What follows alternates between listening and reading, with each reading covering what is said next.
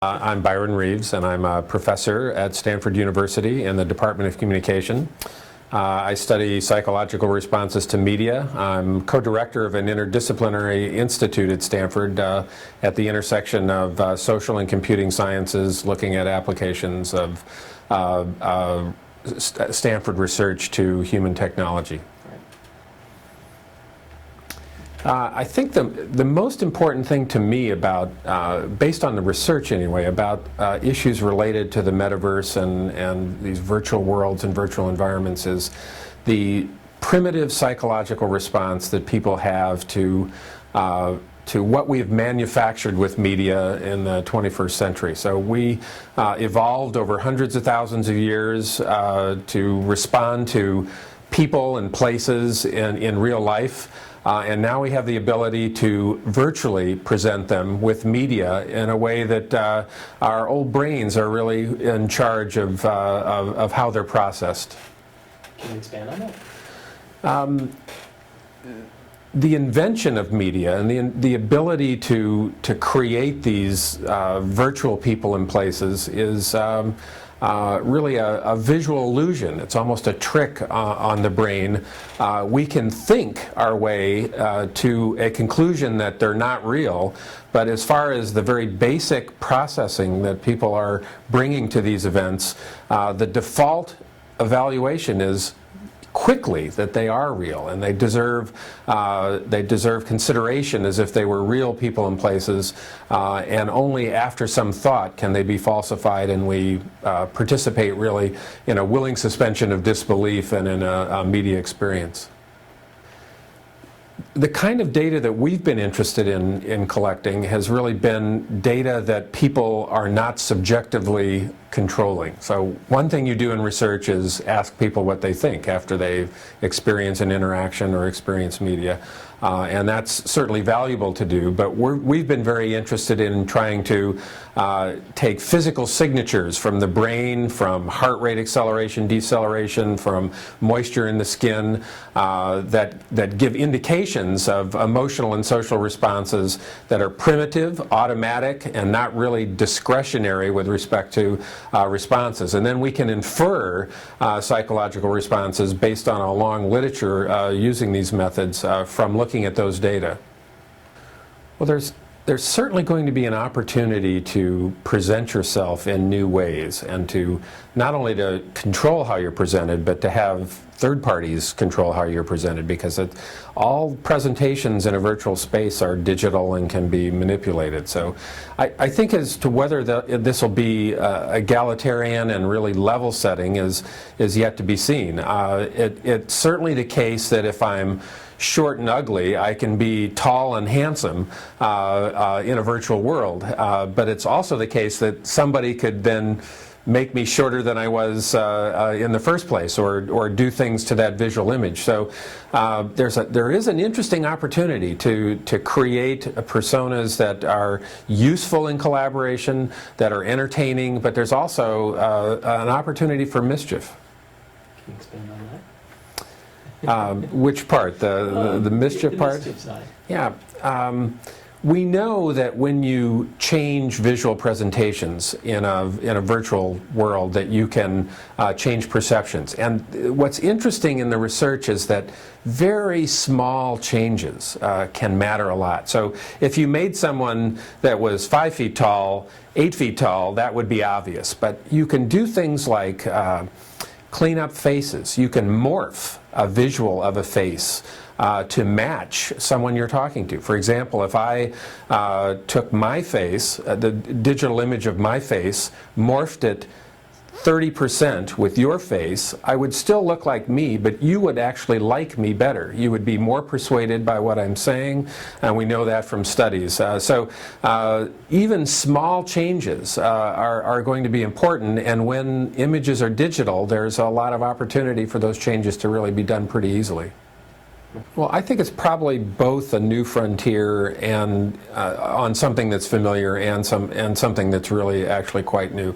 But probably the most important lead, I think, is that it's still interpersonal communication. It's still communication with language and visuals and gestures, facial expressions, pretty much the same way that we've been evolved to communicate. So I think that the fundamental similarities may actually win out in the end. But the small differences are still going to probably be the headlines, because they're first of all fun to talk about, and there are things you can do that you can't do in an interpersonal interaction right now. Do you mean huge geographic connections, or? Well, I think the most different thing in thinking about these virtual worlds is that I have a representation of myself that I'm basically the puppeteer for. So I basically have the strings attached to that, but exactly who that is still an interesting psychological question that we really haven't gotten hold of yet. And it's really interesting for me as somebody interested in media psychology, because mostly we borrow psychological theories and apply them to media. But I think this is a case, this notion of self-representation, the opportunity to be the puppeteer for this image that's really uncertain as to exactly what it is really something that psychology is going to have to wrestle with, because it's going to be quite common that we actually have this. So is that thing on the screen there, is that me? Is it a mini-me? Is it actually a third person or a second person separate from my body, and a third person in some conversation with another individual? So it's really uncertain yet. It's probably, we know that it's, I'm very attached to it. I care about it more than somebody else's character or avatar, but it's still uncertain exactly what will actually conclude about that representation. It goes back to the one thing that interested me in speaking with you at the Virtual World Summit in Stanford was how we react, the same type of endorphin rush as when we see somebody across the street for real.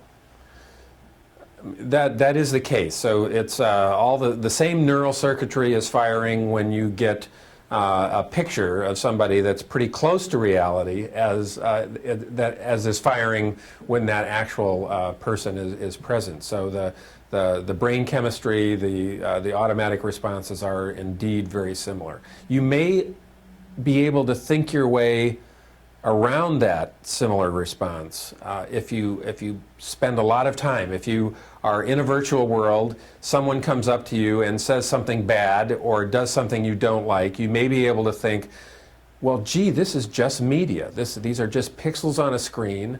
It might be controlled by a computer rather than another person. I shouldn't take offense. I shouldn't be excited, whatever. But that's really a very difficult response, and probably something that's not by any means the default. I think it's a good observation that the gamers and the games themselves really often take the lead here, and that has been true really in the history of media. Not just games, but entertainment uses of media often are the first experiences, and then we figure out serious things to do with that entertainment. In large part because the entertainment is important for the serious application. So I actually think that the prospects for games for that background to be relatively more silent as serious uses come into play in these virtual worlds is really large. I think this really can happen. I think people even now are starting to have serious relationships. They're starting to not only laugh but also cry, to organize politically, to experience religion, to do all kinds of things in these virtual worlds that really take it out of the pure gameplay origin. Well, I think right now a lot of businesses are extremely interested in these virtual worlds, for several reasons. One is that's maybe where the people will be, in the eyeballs, so they need to be there to have their products and services be seen and their brands developed in those places. But I think that they'll continue to populate these worlds, but people will build what is useful and what they want. I mean, you and I right now could buy our own island and banish all advertising on that island and invite people to come to a different place. And so it'll take some time for what people are interested in to shake out and to get some differences between maybe the free places that you can go to and those that are more developed and have more control. And you can imagine all the functions of government and whatnot that regulate these things. I mean, these are all just in their infancy with respect to how they'll play out in these virtual worlds. Take off. Well, I think it'll take off if the people are there, and maybe that's actually a use of these virtual spaces. It's not a huge issue. It's not a huge difference. It's just that's where the people are. It's difficult to drive across town or to get on an airplane and fly across the country.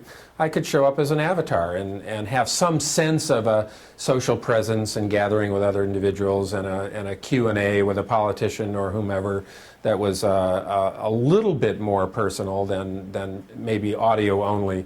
But I think so. I think a lot of that will happen actually in these virtual spaces. But it may be just driven more by convenience really than the fact that it's some super media that really is going to radically change how we communicate. I think the physicality of the interactions will develop. It'll be probably incremental. There may be some steps along there where something really interesting is developed. But you can even see it right now. I mean, you can use your Wii paddle in Second Life now. So that creates some physical presence. And all of those things add an increment to the realism of being in there. It's just a message to your brain that you don't really have to discount this. It's just more reason for your brain to be automatically accepting of the images, and for us to be able to interact without having to have recourse to arbitrary knowledge. That's probably the most important thing. So for me to talk with you, I don't have to read a book or an instruction set to figure out how to do that. I mean, I have to have some proficiency with language, but we can just do that. My brain is actually built to process language. It's evolved for that, and we can really accomplish it pretty easily. And as these new technologies are developed that allow that to happen with less recourse to anything that's arbitrary, it'll just be that much more interesting and fun. Yeah.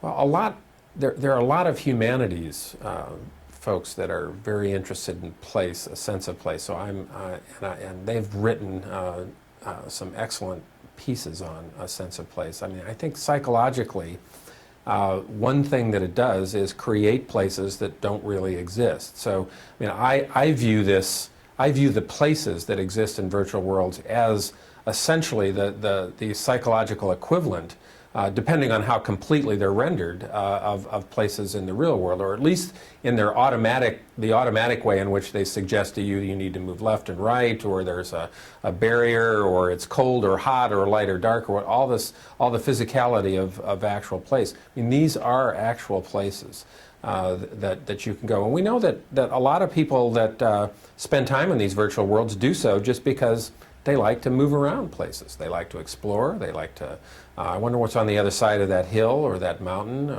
They like to walk around. There are plenty of people in World of Warcraft that are less interested in progressing through the levels and more interested in looking at a different place that's been created where perhaps no other players exist. That's fantastic. Byron, thank you so much. Really appreciate You are the time. welcome. Yeah, you're welcome.